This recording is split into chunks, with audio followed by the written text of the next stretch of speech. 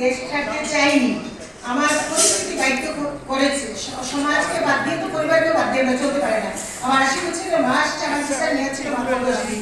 আমি চলে গিয়েছি, গিয়ে আমি তোমাদেরকে জানিয়েছি, আত্মীয় স্বজনদের জানিয়ে রেখে সবাইকে জানিয়েছি। এবার এসে আমার মোবাইল অ্যাক্টিভেট ছিল না, আমি যাকে পাচ্ছি যেদিকে পেরেছি আমি সবাইকে বলছি সব ফ্রেন্ডকে একসাথে করো।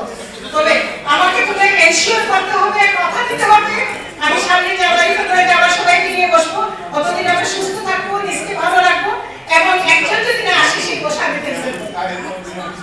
ওকে ওকে ওকে ওকে আমার সামনে এই যে আমার এই যে ভিডিওটা, এই যে আমার ছিল শত্রু, তাকে সাক্ষী রেখে আমি টেনশন করা বলছি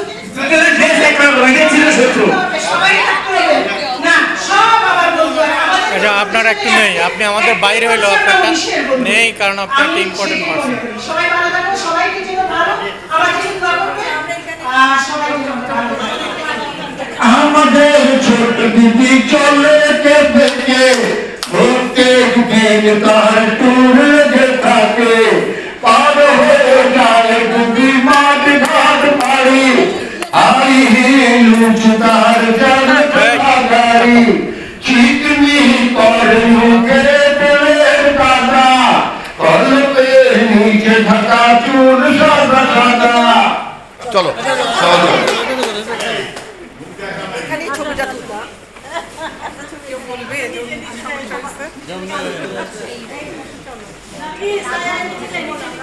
মামুন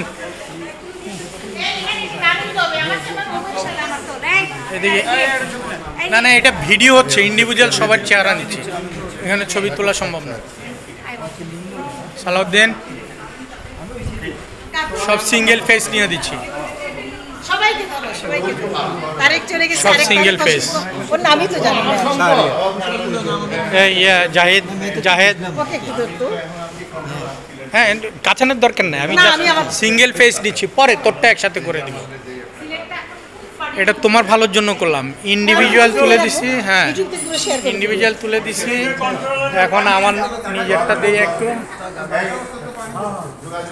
কাকুল তানবি কই? আমাকে দিছো, আমাকে নাও। এগুলো এগুলো কোনো এডিট এডিট কিচ্ছু হবে না।